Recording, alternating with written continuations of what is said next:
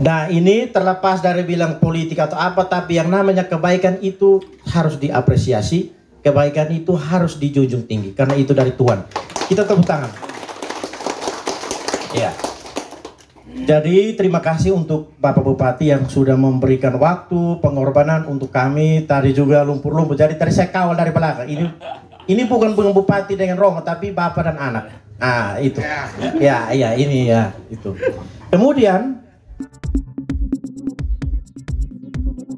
Romo Johan minta masyarakat Kabupaten Malaka jangan terlalu terlena dengan kekayaan alam yang kita miliki, bila tidak mampu memanfaatkannya. Kita punya sumber daya alam yang melimpah, kita juga harus punya sumber daya manusia yang memadai. Jangan kita punya semua, tapi tidak mau memanfaatkan kita punya kemampuan kita. Itu justru yang membuat kita semua menjadi agak malas.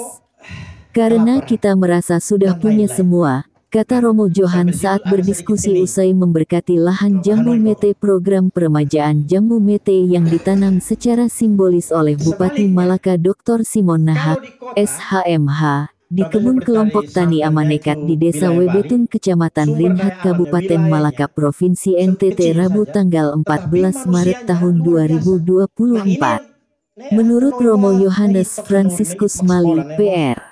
Romo Johan, sapaan karibnya. Selain keadaan sumber daya alamnya yang melimpah, sumber daya manusianya harus pandai memanfaatkannya dengan menanam tanaman yang menghasilkan, jangan malas bekerja. Lebih lanjut dikatakannya. Terlepas dari bilang politik atau apa, tapi yang namanya kebaikan itu harus diapresiasi, kebaikan itu harus dijunjung tinggi, karena itu dari Tuhan. Kita tepuk tangan. Ya.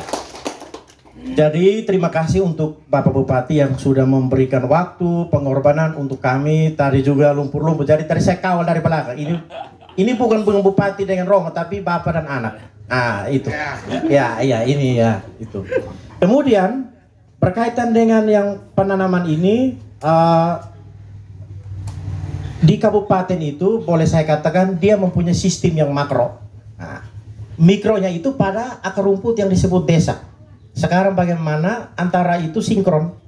Nah, jadi saya mencoba, tadi malam sebelum ini saya sudah baca satu buku. Jadi ada lima hal yang saya mau sampaikan ya.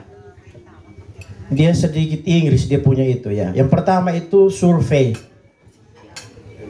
Survei itu artinya kita lihat lokematan Pak Mere. Oh iya, ada jagung, ada ubi, ada tanah yang luas, ada babi, semua ada. Nah, kita survei. Kemudian setelah survei, apa yang harus kita buat? Kita jatuh pada yang kedua itu planning. Kita buat perencanaan. Dari semua yang kita amati, yang kita survei, kita buat planning. Kita buat perencanaan. Kira-kira babi ini kita mau bagaimana? Ayam ini kita mau bagaimana? Advokat ini, permisi. Ini advokat juga ada, Bapak Bupati. Ada. Di sini banyak. Saya sudah kirim ke Atap Pupu 2 dos, ke Keva 2 dos. Karena di pastoran itu jatuh saja. Saya makan terlalu juga, nanti kita lupa nasi dan jagung. Saya sudah kirim 4 dos. Di pastoran saja. Hanya ada 3 pohon. Tapi sudah saya katakan omong bahasa ekonomi bila sudah ekspor ke Atap Pupu dan Keva. Malah Keva juga ada sebenarnya. Atap Pupu otomatis bila tidak ada ikan saja. Ya, saya lanjut. Jadi plain, kita buat perencanaan. Kira-kira sumber daya alam yang ada itu kita mau buat bagaimana, kita mau berdayakan bagaimana agar dia produktif, bukan hanya konsumtif. Nah, ini bisa dimengerti. Kemudian setelah planning kita controlling, kita kawal, kita kontrol. Nah, kita kontrol, lihat, oh ya seperti tadi Ibu Kadis bilang mungkin ada hama dan lain-lain, atau mungkin ada penyakit atau apa, peluang pasar dan lain-lain seperti itu. Kita kontrol untuk pertumbuhannya itu. Kalau hanya tanam saya seperti tadi Bapak Bupati bilang, aku udah deh, mama rehai, itputan oh lorong, itipu malu deh. Nah, seperti itu. Kemudian setelah kontrol kita buat evaluation. Kira-kira masalahnya apa sehingga ini dia tumbuhnya kurang, dia sakit ini. Nah, kita buat evaluasi, sehingga dari evaluasi itu kita temukan obatnya, solusinya. Nah, tidak asal tanam, tidak asal pelihara, Tetapi di dalam perjalanan itu, proses itu pasti ada penyakit, ada kendala. Nah, evaluation itu sebagai satu cara untuk kita buat seperti itu. Kita temukan dia obat. Nah, yang paling terakhir itu setelah kita temukan dia punya obat melalui evaluation, kita kontinukan, kita lanjutkan, jangan putus. Jangan karena bilang ini Pak Bupati Simon sudah begini, nanti kalau tiba-tiba kalau ada bupati baru atau Pak Bupati terlanjutkan, semangat sudah tidak ada. Jadi ini bagaimana? Motivasinya bagaimana ini? Nah, jadi selesai itu kita evaluasi, kita buat lanjutkan dengan obat solusi yang kita temukan.